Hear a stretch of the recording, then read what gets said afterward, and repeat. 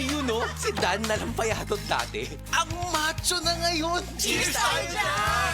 Gaan talaga pag ang tropa malakas sumuporta. Tapos may Tanduay Light. Masarap inumin, suabe ang hagod. Tanduay Light. Gaan ang may kasama. Drink responsibly. Mas magaan ang buhay pag nandyan ang barkada at Tanduay Light. Gaan ang may kasama. Drink responsibly. Wala kang di malalampasan pag may tiwala sa sarili. Tagay na sa swabing lasa at hagod ng Tanduay Rum. 170 years nang naniniwala sa tibay ng Pinoy. Ang tunay na matibay, may tibay Tanduay.